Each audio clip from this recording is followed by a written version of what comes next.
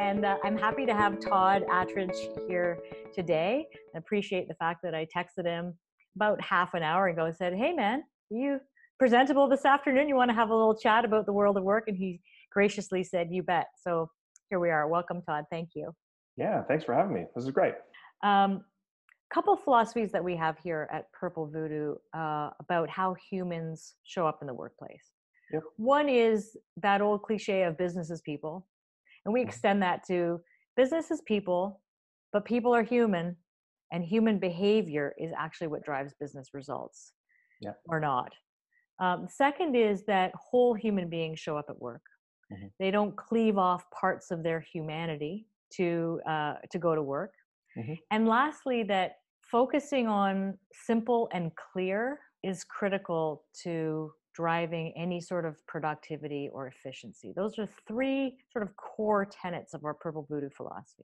Great. So based on those things, I just wanted to ask, what comes to mind for you in the world of work at Different Matters? Yeah, well, first of all, I think all of them are truisms, right? And what I love about the work that, I do at Different Matters and quite frankly, the work that you do in Purple Voodoo is we've gone to a point, I think, in business where people are embracing the idea that people are human, right? Like you can't not be. And I remember very distinctly when I was leading teams and so on, like one of the business philosophies was leave your personal life at home, right? When you come into work, I just need the work you. I don't need this personal stuff. Keep that tucked away, as though we can flip a switch. We have to start recognizing that human beings are human beings. You don't get to pick and choose. You don't get to, today I'm going to go in, be this automaton at work, and I'm going to leave the fact that, my life's in ruin. I don't get that opportunity. So the fact that leadership has now gotten to a place and organizations are recognizing that, we need to deal with that emotional state. We need to deal with the entire person, because it's the human who's actually going to be driving what goes on in our organization. So when you say that it was sort of the paradigm that, it was automaton, and that it's not now, do you think that there really is a true shift that has happened with leadership? Because I'm not so sure that it's as accepted or integrated as we would hope even now. Yeah, and I agree. I think what I mean by it is we have I think the general belief system has shifted. So there's a mindfulness in work now that goes, okay, I get it. I have to do something with this entire person. Not necessarily saying they're doing it, Right. but I believe there's this shift, right, where the convention used to be leave your personal life at home, and that and was outwardly spoken. Although the convention has shifted, probably the action, to your point, is not as pervasive, and that's the work that we seem to be doing the most. Yeah. And when you are working with your clients, what do those conversations sound like when they call you and say, hey, Todd, we need you to do such and such? And then you say, cool, in order for me to do that well, I need to do X, Y, and Z. How do you Right. feel about that? That's right. Well, have you been listening in on my calls? That's Well, we exactly how talk it a lot goes, about these right? things. We're Yeah. basically, this video series is really just a voyeuristic look into the conversations that we have all the time. We have all the time. Yeah. It's weird, eh? Like the typical start point, I guess, is people will call and just say, "Hey, listen, something needs to change," and they don't know exactly what it is, but they know something needs to change. Whether that's our leaders need to give better feedback. That's probably the number one that I get. Right? Our Interesting. people don't know how to give feedback. And it's like, oh my God, your people totally know how to give feedback. Your people just don't want to give feedback because it's uncomfortable and it feels icky, and no one wants to be the bearer of bad news, and no one wants to, people don't typically like to occupy that space. So although that might be an entry point, when we peel it back, what we really need to do is figure out why they don't want to give feedback, and why they don't want to give feedback usually is because it feels too uncomfortable, and they're afraid of the emotional outburst that may happen, or they're afraid they can't navigate the anger that might be coming their way, and so they avoid it. We need to figure out, how do we as people look at the courage it takes to have those difficult conversations. So, you said something that I think is really important, which is, we often get called because there is a need to learn something. And it sounds like you and I have a similar philosophy or belief system around it's less about the stuff that needs to be learned, which likely the content has been learned repeatedly over the Totally. past number of years and if not decades. Yeah. So it's less about learning the stuff and it's more about how do you integrate that content? How do you integrate the learning? And what needs to shift from a mindset, attitudinal, human perspective, like you say, if they know it, but they don't do it, what's the barrier? Yeah. Maybe it is that fear or like, well, what happens if, right? Yeah. Well, you must see the same thing, right? Where the default in most organizations is, I need you to come in and teach us something. Yeah. And that's, I I think, want to be a passive participant in this yeah, event. yeah. I am the vessel. Come fill me up. Yeah. It's this kind of Yeah. stuff, right? And that's a habit into itself, wouldn't you think? Like Yes. that's we have always, when we see a problem, we seek out the solution and we say, okay, come in, teach us something, and then we'll take it from there. It's not about learning the knowledge anymore. It's about applying the knowledge, right? Why aren't you giving feedback? You totally know how to do it. If you've ever filled out a comment card or told someone they look nice today, you know how to give feedback. Yeah. It's like you've ticked, Yeah. you've done it. Yeah. Stop the workshops. Yeah. Now you got to figure out what is it that's holding you back from having those conversations. Yeah. And then also the flip side, just in human communications generally, is that not only do we feel uncomfortable in doing the thing that we may actually know how to do, but there's a real or black hole to how the other person's going to respond. So Yeah. the flip side is, have we properly both educated as well as enabled practice and integration of how to receive feedback in a way that Mm. doesn't feel threatening, so that Yeah. you have to you have to notice both human dynamics in order for it to actually become a behavior that people will practice on a regular basis and then ultimately get better at. Yeah, agreed. And it's funny, mindfulness seems to be coming up a lot in the work environment. And I know with my clients, I've been bringing it up, more and more often about, hey, I want you to start a journal, or I want you to think about how you reacted. And I sort of get this look like, what is this? Are we going to do yoga next? Like, there's Yeah. this, sort of, but feedback, my experience with feedback is actually a 3-step model. Step one is self-awareness, step two is self-assessment, and step three then is actually receiving feedback. So when someone comes and gives you or myself feedback that's out of the blue and doesn't shore up with our own perception of ourselves, then we get offended. It's like, how would you say that? Like, what were you talking about? Mhm. What do you mean you don't like my shirt? Like, whatever the case may be. But if we've gone through those 3 steps, if we've got the self-awareness where it's like, okay, so let me think about how I showed up today, the self-assessment of how proud of am I of how I showed up today. And then when the feedback hits, we have something to compare it to. We have something to sort of line it up with. It's not coming out of the blue. So that emotional state disappears. So when I talk more and more to clients about mindfulness, it's not the new agey, that everyone seems to have compartmentalized. This is truly, you need to be mindful of who you are. You need to know, what pushes your buttons, and what makes you feel good, and what makes you feel safe, what makes you feel uncomfortable. You need to know those kinds of things. Yeah. And the more we know about ourselves, the more when we give feedback, we are able to give it in such a way that, it shores up with the other person's sense of who they are, and are they proud of what they did, and what would they have done differently, right? Yeah. Feedback becomes something completely different when we take it into that context. Totally. And it's interesting that you said a whole bunch of stuff there. Yeah. I mean, mindfulness, mindset, managing the bubble, as we call it here at Purple Yeah. Voodoo. We can't ever get away from the fact that we have this constant bubble of biases, attitudes, experiences, belief systems, self-talk, judgments, Sure. assumptions, all that stuff Yeah, yeah, happening all the time.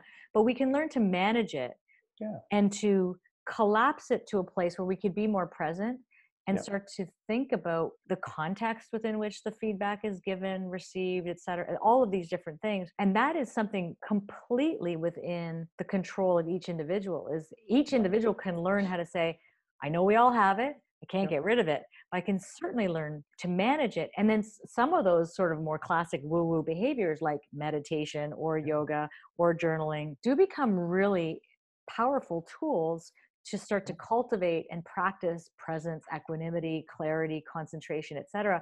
Yeah.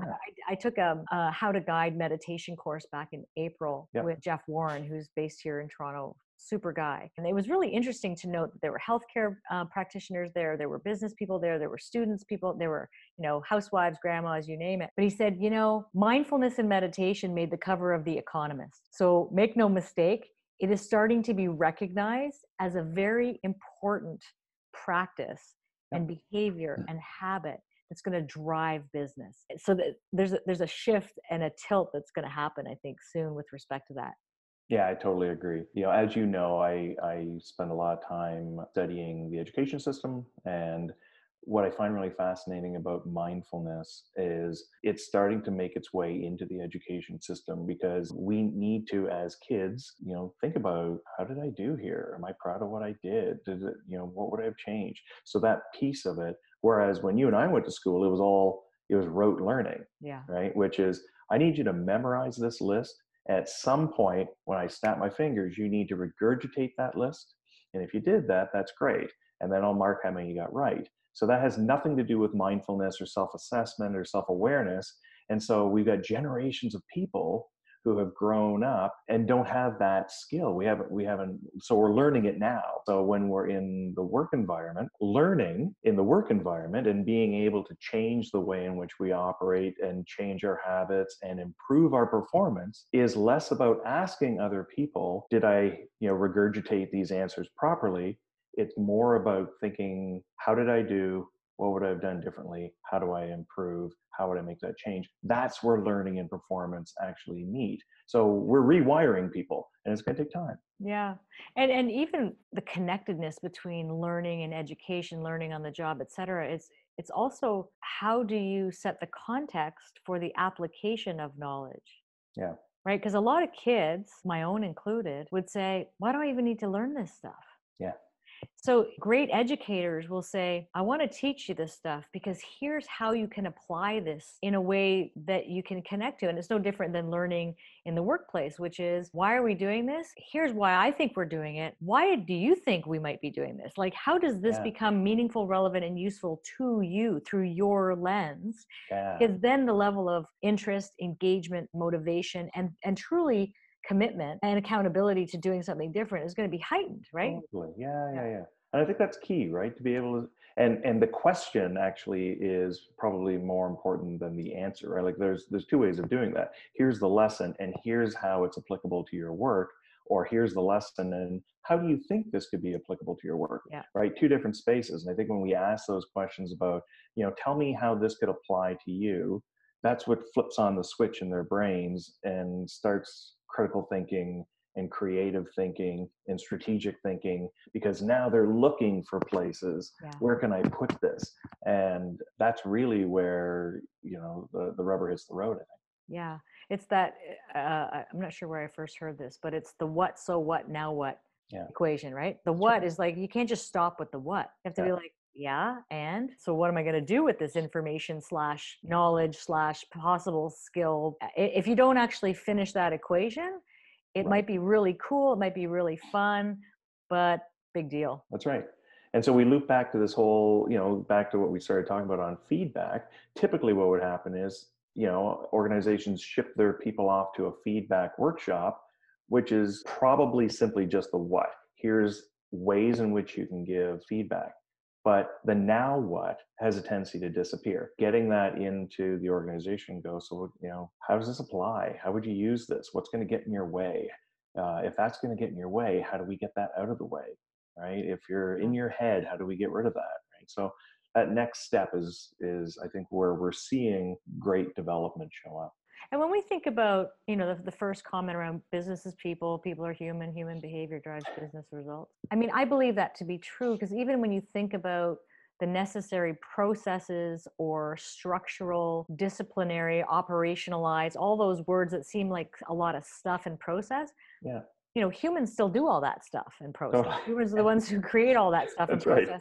and either think of how humans will interact with and use those things, or they don't. And it's interesting to, like, when we talk about what you were just talking about, even something as simple and as complex as giving and receiving feedback effectively. Yeah. I mean, I perceive, and I don't know your thoughts on this, but there's a direct correlation with an organization's efficient ability to deliver results Yep. when you focus on some of that behavior. Yeah, totally. Yeah, I think behind every great plan, is a team of people waiting to pull it off. Right? Yeah, So you can write whatever plan you want to write, but you got to get people who are going to pull it off, and which means they have to be able to do it in such a way that it's going to net the result that you were hoping to. And pillar number 3 for you is around clarity, right? That was one of the ones that you mentioned at the beginning. And being clear about outcomes and clear about expectations and clear about people's roles and clear, like, all of that stuff, that's super important, right? If yeah, we're not going to be clear, then chances are you're not going to execute the way you want to. yeah. And it's as simple and clear as that sounds, to be simple and clear. Yeah. Uh, my experience, both just as a human practicing life, Yeah. as well as business, and Yep. having worked in corporations, and now having and supporting corporations and other businesses, it's interesting how complicated and muddy we can make things instead of Hmm. taking some time to reflect and say, what are we actually trying to accomplish? Hmm. What resources do we have in order to accomplish it? Yep. How can we do this in as efficient a manner as possible? What might get in our way? But to really, and this is another learning opportunity, is to learn how to net out and root out simple language, Sure. simple communications, etc. Yeah, for sure. I think one of the challenges that we have around clarity, I think there's probably lots of problems we have around clarity, but when leaders get into situations where they want something done or they put forth a problem or whatnot, I think oftentimes they stay away from clarity over time.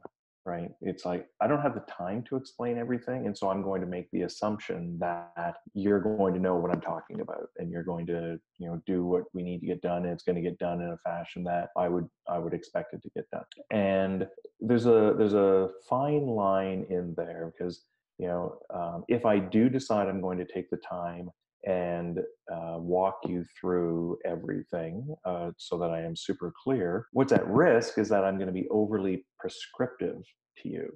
And I'm actually going to tell you each and every little thing. Now I need you to lift your right arm. Now I need you to move your right arm and grab the pencil. And that, like, you risk being too prescriptive. And so often when I'm with leaders, I'll say to them, be very clear with yourself as to what are the things that you need done a very specific way, and what are the things that you really don't care, it's over to the other person to sort out. And the things that are the non-negotiables, make sure that they're set, because if you don't say them, you're going to be disappointed. And the things that I really don't care how you got to this result, but this is the result I need you to get to, then over to them. Let them sort that out. And by doing that, you get people who are more involved and they're more accountable and so on. But you're also setting that standard of being clear. This is what we need to accomplish so that we don't have that disappointment down the road, right? Again, in order to be clear about those things, it comes back to mindfulness and self-awareness. I need to know what's important to me and what's not important to me and be able to articulate. And then not all leaders can do that. Yeah, I had a great conversation by the author of a book called Simple. They're based in New York City, and their whole consultancy is focused on how do you make things more simple, like whether it Sure. be user manuals, policy, job descriptions, competency assessment, whatever it is. What do you actually want? And Hmm. how can you work harder to make it as crystal clear as possible? Hmm. And I think that it's one of those things where I think we miss being clear because, quite frankly, it's easier to not be. It's easier to just Yeah. throw up a whole bunch of stuff and go, I kind of hope that they get it, Yeah. you know? And so it does take more time to speak to that mindfulness and the reflection and the vulnerability and the courage to say, I don't know if I've taken the time to be really thoughtful about what it is that I need this person to be able to accomplish on a regular basis. And that's why this job exists. And how will I, in a clear way, articulate that? And how will I be able to assess and evaluate that? And how will I be able to then communicate that, good, bad, or sad? And then use something as simple as, hey, Todd, so when I say these things, what do you hear in terms of, the priorities Yeah. or your goals and outcomes, just to ensure that what I've said and I think I've communicated, you've actually Yeah. interpreted the same way. Because we can have a conversation and we both think that was nice, and it's like, Yeah, 100%, right? yeah, And I think that's a great way of approaching it, right? Is just to simply ask and say, so how would you go about doing this? Or what's your plan? Or, based on what I said, what do you think we're going to get done? Like, just yeah, asking the question really clarifies it. yeah, When I was a junior manager, when I was starting out in leadership, I used to often just say to people, "Here's what I need done. How you get there, I really don't care." Right? Like you sort it all out. I'm good. Just as long as you get this result, that's fine. And what I found out really quickly was like there's lots of different ways to get to that end result, and in some cases it's a bit of like a bull in a china shop. Like people would be people, I'd be picking up pieces after everyone yeah, going, "Oh my god!" Like I had yeah, no idea that's the way you were going to go about doing it. yeah, And so I had to learn that lesson of, yeah, this is what I want done. I don't necessarily not care about how you get there, but it's almost this is what I want to get done. And here are some of the conditions. Make sure it's not this, you don't do that. Make sure this is still intact. Make sure, and once I started putting conditions in or the parameters around it, then it's like, okay, now over to you and sort out how it is. yeah. But tough lesson to learn, right? And leaders need to learn that, what's important to you and what's not. Yeah. Well, and that what comes to mind when you say that is a lot of the work that we do, and I know that you do as well, is spending an appropriate and meaningful amount of time talking about values. And I know everybody talks about values, but really saying, what are the values and what are the values-based behaviors Mm-hmm. that will be, how do you get your work done? Because that's some of that what you're talking about is, yeah, Yeah. just do it and I don't really care how you do it. Yeah. But some of the how is like, do it in a way that is aligned with the values and how we work around here and how Yeah. we interact with others and how we interact with resources Yep. and how we give feedback or receive feedback or evaluate or assess ourselves and each other. Like Yeah. having those values conversations kind of gives that really thick line of gates. Yep. And within those gates, you go, have at her, Right. but these are the non-negotiables, and it's Right. fantastic when you can actually get individual and collective alignment on what those values are and be able to clearly articulate what behaviors can somebody observe when those values are in play. Yeah. Boundaries super important, and the observable, absolutely, right? Like if I Yeah, can't see it, then how do I know it's getting done? And values, the only way you bring them to life is if you attach real life behaviors to them. And it's funny. I'm working with a leader right now. One of his values is determination. What a word, determination, right? And so I said to him, "Okay, that's a great value. What does it mean?" And he goes, "What do you mean? What does it mean?" Like it's determination. yeah, You're determined. I said, capital D now. "Yeah, right. Like it's you have to be determined." And I said, "Totally get that. But determined at what? Like determined to get results at all costs? Oh no, it's not that. Okay, determined to work with people no matter how much time it takes to make sure they understand what you're doing. Oh, well, I don't know if it means that." It's like, right. So what does it look like? What's the Yeah, behaviors that are underneath that for you that define that value? And although, any one of us can share a value, which is the word, it does not mean we're sharing the behaviors that are underneath that word. yeah. So through that conversation, did you get it that it was something else he was looking for, or do you remember like Yeah. in, In fact, the word was actually perseverance, okay. which was a little bit different. But for him, what it ended up meaning was, I stick with things. I don't quit. I don't give up. Different from his original word, but Mm, we were able to then put some language underneath. What are the behaviors of not giving up? And it was more inspiring than what we would have originally come up with, or what that word could actually mean. It was more about championing people, and I'm the one who's out there and talking about what's possible and where we can go. And it's like, okay, that's a totally different thing. yeah. Well, and also in thinking about, and this is where it's one of those things where it takes time to make things clear and make things simple. So let's say he wanted to then take this to his team and say, one of the Mhm. values that I want to ensure we cultivate around here is perseverance. What does that look like when it's optimal? What does it look like when maybe we're sliding into Yeah. destructive? What, where do we notice that we can show up really well in a perseverance or resilient way? Um, and having those conversations is really interesting because it kind of connects to the second piece, which is whole human beings show up at work, not parts of themselves. Yeah. And so people will, without that real dialogue of what is this is what the word means to me. These Hmm. are a bunch of behaviors that come to mind for me and based on my experience. But what does the word mean for you and you and you and Yeah. you and you? And how do we ensure that collectively we have the same thing?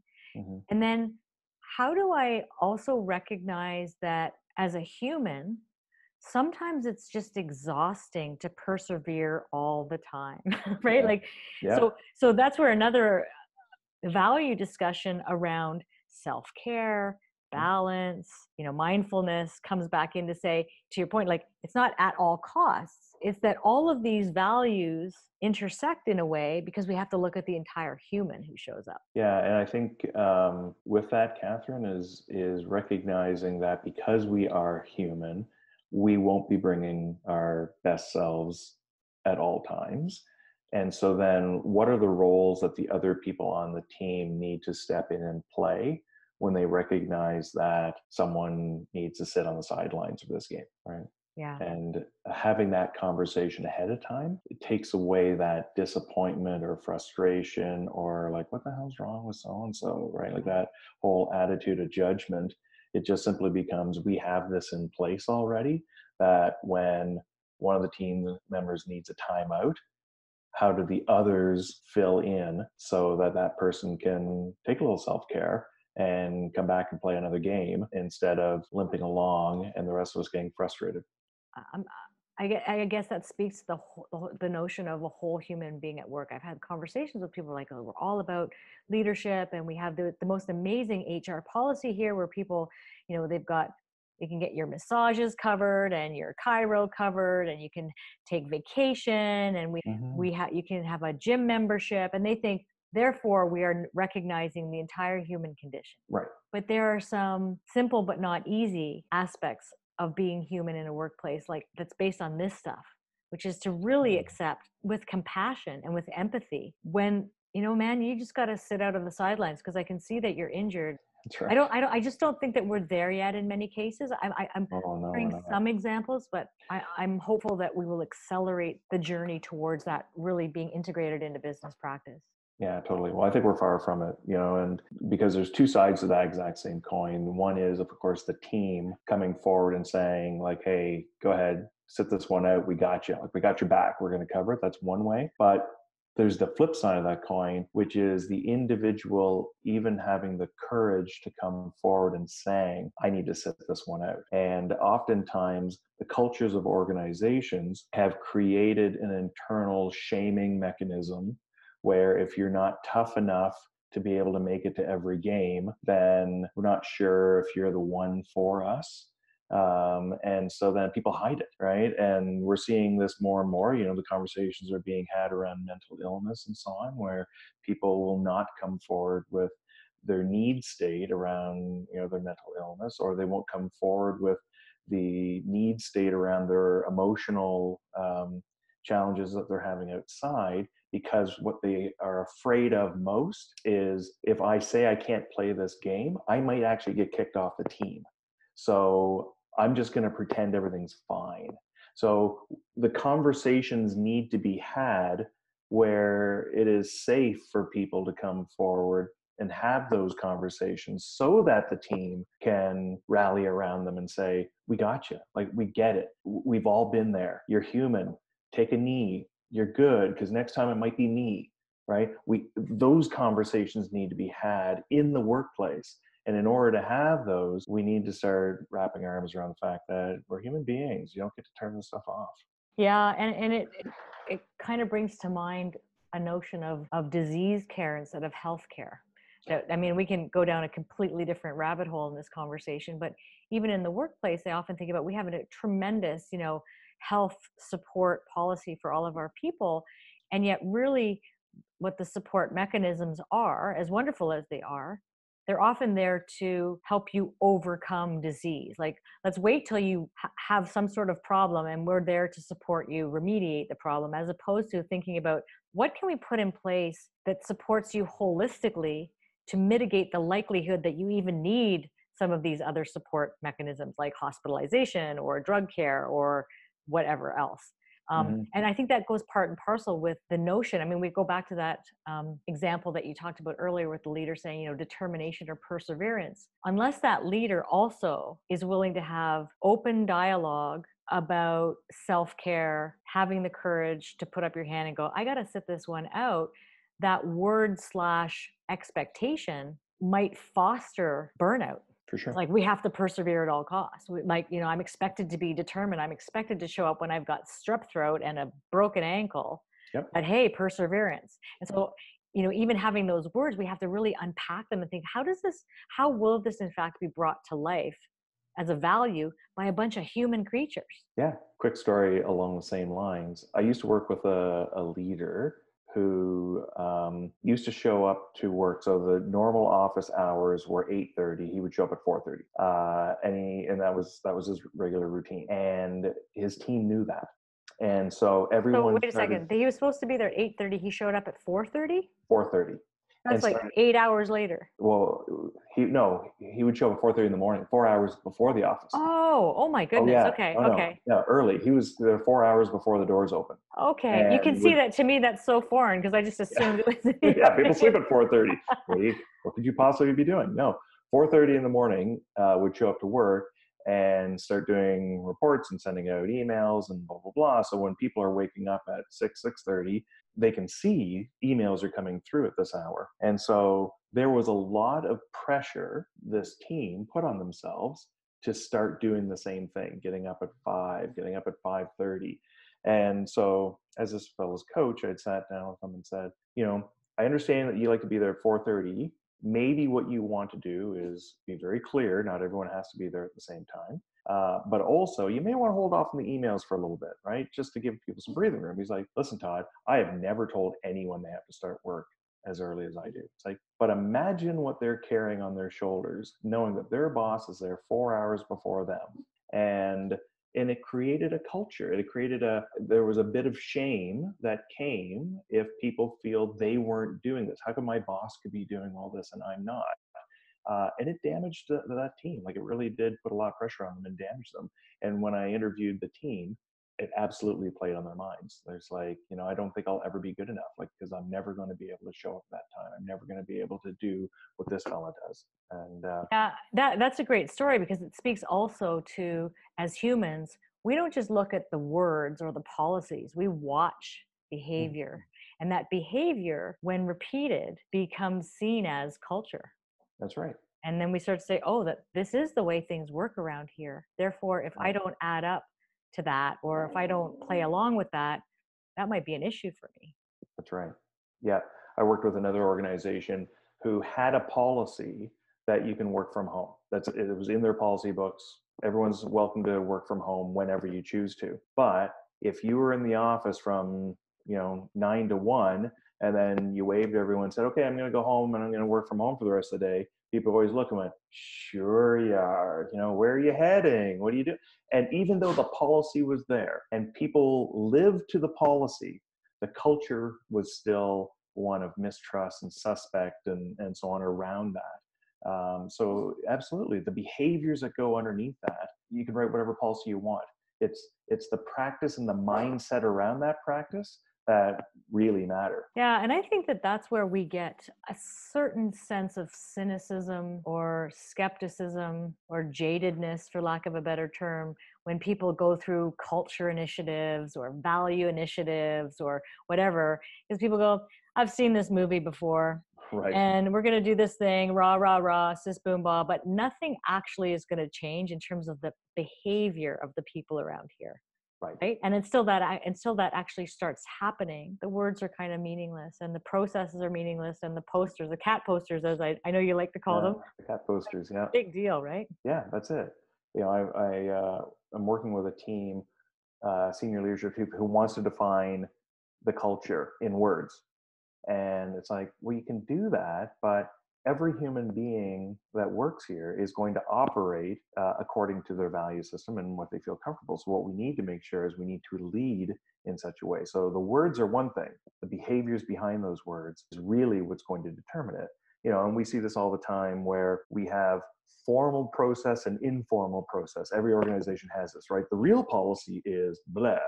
But when I put you through orientation, don't worry about doing that. This is how we really do things around here, right? There's there's the words and the actions. So if they don't line up, people are always going to default to the actions. Yeah.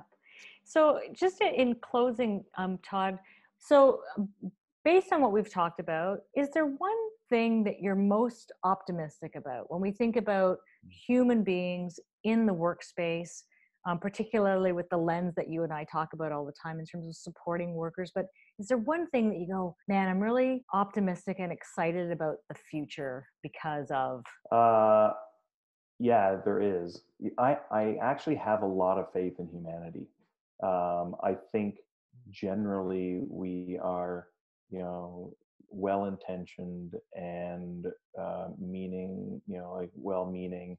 And we may be fumbling our way through the dark, and we're all a bunch of lost children trying to make sure that we, you know, stay safe and sound and so on. We're moving in the right direction. And I think one of the most recent indicators of that is when, you know, businesses recently have come out and said we can't be in business for shareholders, we need to be in business to enrich the lives of stakeholders, and that includes our employees and our communities and our vendors and our shareholders and that in itself is a major step forward in the type of work that we're doing, because it indicates that we recognize and we're putting a stake in the ground that everyone counts, everyone matters. We need to start looking at everybody, not just the folks who happen to have invested in the company. So yeah, humanity, we'll get there. It's a tough slug right now.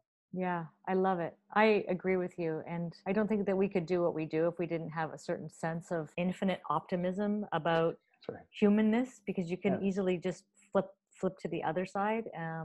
And I do think, and you and I have spoken about this before, Todd, that, you know, I think we're at the beginning. There's a lot of momentum, and hopefully a lot of, when we continue these conversations and people continue to have them and really contextualize in meaningful ways and start to put it through the lens of, oh, well, how does this work for me in my job? And then how do I have this conversation with Susie or Johnny who work next to me in their jobs? And then how do we interact differently, et cetera, et cetera, et cetera. It's like Yep. the old hair commercials, right?